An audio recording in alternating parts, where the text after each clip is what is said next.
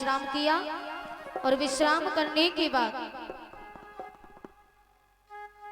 भगवान श्री राम सुबह होता है और सुबह होते ही आज महाराज जनक के महलों में पहुंचे, जहां पर बड़े बड़े राजा महाराजा बैठे एक एक करके सभी धनुष को तोड़ रहे थे।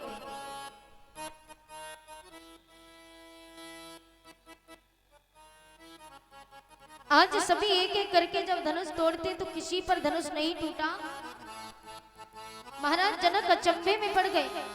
एक साथ में 10,000 राजा खड़े हो गए कि भूप सहसे 10 एक ही बारा, भूप सहसे 10 एक ही बारा।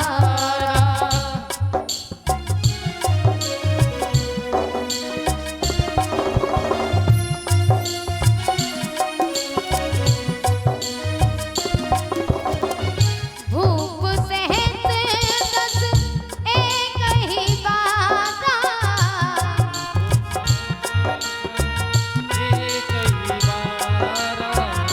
भूप सहस 10 एक ही बारा।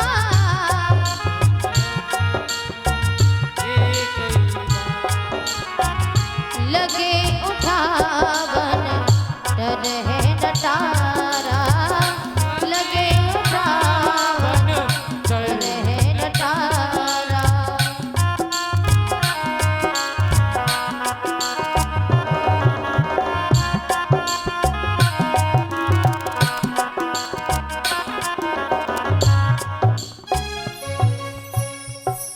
भूप सहस 10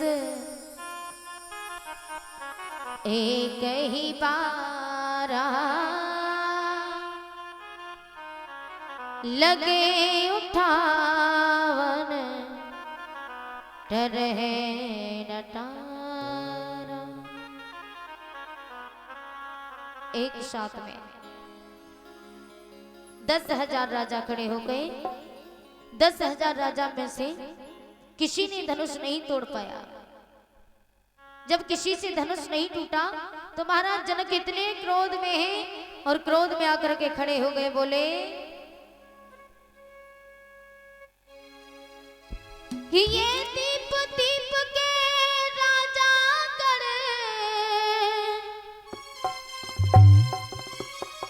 महाराज जनक इतने क्रोध में हैं, देखा कि जब कोई धनुष नहीं तोड़ पाता कि ये दीप दीप के राजा गण और मेरा प्रण सुनकर आए हैं, और भूप ही नहीं सुर असुर सभी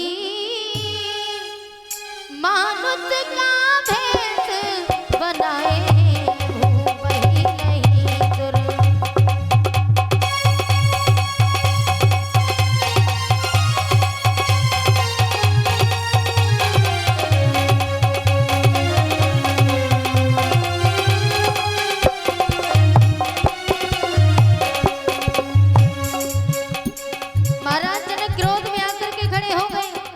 सोचने लगे कि इतनी भरी सभा में ऐसा कोई वीर नहीं जो मेरे इस धनुष को तोड़ करके मेरी पुत्री के साथ विवाह कर सके। बोले ये दीप दीप के राजा गण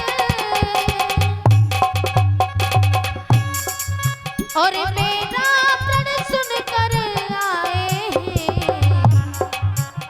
भूप ही नहीं सुर असुर सभी अरे मानुष का भेष बनाए हैं। भूप ही नहीं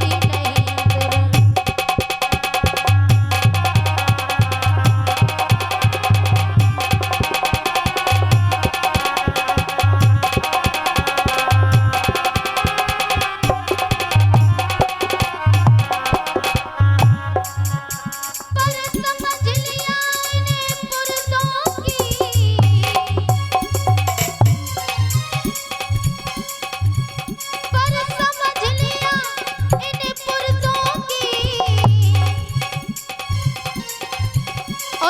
संतानों में तासीर नहीं,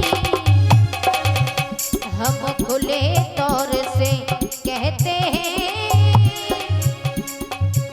हम खुले तौर से कहते हैं, अरे पृथ्वी पर कोई पीर नहीं, हम खुले तौर से।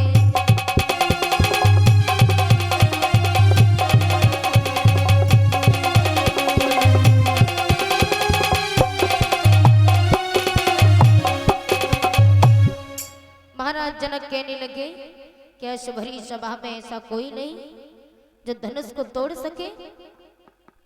आज ये बात जैसे ही सुनी तो लखन भैया क्रोध में आकर के खड़े हो गए। धीरज भैया ले आओ, विलंब हो रहा है बहुत। लखन भैया ने कहा महाराज जनक, अरे धमकी किसे देते हो? तुम शायद नहीं जानते यदि मेरा बस चले तो मैं पृथ्वी को उलट पुलट कर दूं। भगवान श्री राम ने कहा भैया लखन शांत हो जाओ, जहां बड़े हो वहां छोटों को बोलना नहीं चाहिए। अपने क्रोध को शांत कीजिए। कुर्सी मंगा देना भैया। भैया जी कुर्सी मंगा दो।